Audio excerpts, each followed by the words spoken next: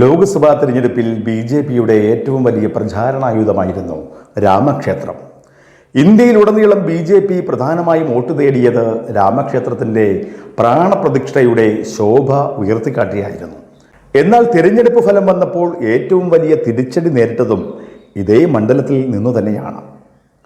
രാമക്ഷേത്രം പണിതുയർത്തിയ ഉത്തർപ്രദേശിലെ ഫൈസാബാദ് ലോക്സഭാ സീറ്റിൽ നേരിട്ട പരാജയം ബി.ജെ.പിക്ക് വലിയ തിരിച്ചടിയായാണ് വിലയിരുത്തപ്പെടുന്നത്.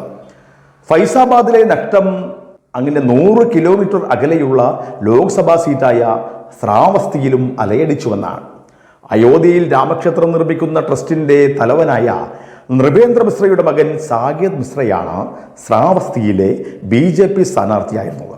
2024 ലോക്സഭാ തിരഞ്ഞെടുപ്പിൽ ബി.ജെ.പിയുടെ പ്രധാന തിരഞ്ഞെടുപ്പ് പ്രചരണം തന്നെ അയോധ്യയിൽ ക്ഷേത്രം പണിതു എന്നുള്ളതായിരുന്നു.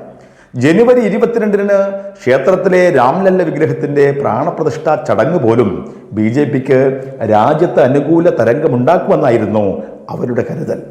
ഫൈസാബാദിലെ തോൽവിയും സാകേത് മിശ്ര നേരിട്ട പരാജയവും ബി.ജെ.പിക്ക് ഇരട്ട പ്രഹരമാണ് അവിടെ സമ്മാനിച്ചിട്ടുള്ളത്.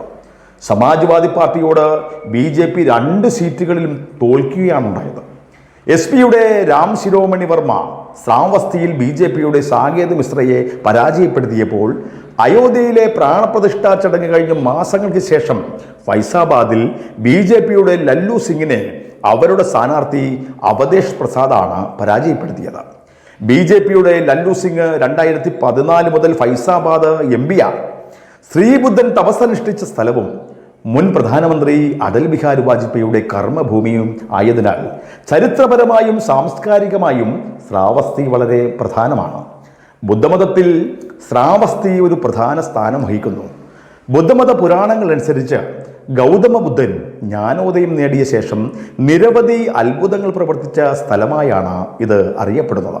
ശ്രാവസ്ത രാജാവിൻ്റെ ഭരണവുമായി ബന്ധപ്പെട്ട മഹാഭാരതം പോലുള്ള പുരാതന ഹിന്ദു ഗ്രന്ഥങ്ങളിലും ശ്രാവസ്തിക്ക് ഒരു പ്രാധാന്യമുണ്ട്. ജൈനമതത്തിലും ശ്രാവസ്തിക്ക് 3ാം തീർത്ഥശങ്കരനായിട്ടുള്ള സംഭവനാഥൻ ഉൾപ്പെടെ നിരവധി തീർത്ഥശങ്കരന്മാരുമായി ബന്ധവുമുണ്ട്. മുൻ പ്രധാനമന്ത്രി അടൽ ബിഹാരി വാജ്പേയി 1957-ൽ പാർലമെന്റിലെത്തിയപ്പോൾ യു.പിയിലെ ബൽറാംപൂർ സീറ്റിൽ നിന്നാണ് അദ്ദേഹം തിരഞ്ഞെടുക്കപ്പെട്ടത്. 2008-ലെ ഡീലിമിറ്റേഷൻ പ്രവൃത്തിയെ തുടർന്ന് ബൽറാംപൂർ ആ സീറ്റിൻ്റെ പരിധിയിൽ വരുന്ന പ്രദേശങ്ങൾ മുഴുവൻ പിന്നീട് ശ്രാവസ്തിയിലേക്ക് മാറുകയായിരുന്നു. ഹൈന്ദവ വിശ്വാസികളുടെ പ്രധാന കേന്ദ്രങ്ങളിലെല്ലാം ഇങ്ങനെ ബി.ജെ.പി വിരുദ്ധ മണ്ഡലങ്ങളായി മാറുന്നത് അവരെ സംബന്ധിച്ചിടത്തോളം ഒരു അഭിമാന ക്ഷതം തന്നെയാണ്. മറ്റൊരു ഹൈന്ദവ തീർത്ഥാടന കേന്ദ്രമായ മധുരയിൽ CPM ആണ് വിജയിച്ചത്. ഇവിടെ കേരളത്തിലാകട്ടെ പ്രധാന ഹൈന്ദവ ക്ഷേത്രമായിട്ടുള്ള ഗുരുവായൂർ ക്ഷേത്രം അത് നിലനിൽക്കുന്ന ഗുരുവായൂർ മണ്ഡലത്തിൽ ബി.ജെ.പി വളരെ പിന്നോട്ട് പോയി. എന്നാൽ തൃശ്ശൂർ ലോക്സഭാ മണ്ഡലത്തിൽപ്പെട്ട ഗുരുവായൂർ മണ്ഡലം ഒഴിച്ച മറ്റെല്ലാ മണ്ഡലങ്ങളിലും ബി.ജെ.പി 1ാം സ്ഥാനത്തേക്ക് എത്തുകയും ചെയ്തു. അങ്ങനെയാണ് സുരേഷ് ഗോപി അവിടെ താമര വിരിയിച്ചത്. എന്തൊക്കെയാണെങ്കിലും ഹൈന്ദവ വോട്ട് സമാഹരിക്കുവാൻ ഇറങ്ങി തിരിച്ചിട്ടുള്ള ബി.ജെ.പിക്ക് പ്രധാന ഈ ഹൈന്ദവ തീർത്ഥാടന കേന്ദ്രങ്ങളിലെ ഈ തിരിച്ചടിയും ഒരു തിരിച്ചറിവായി മാറേണ്ടതാണ്.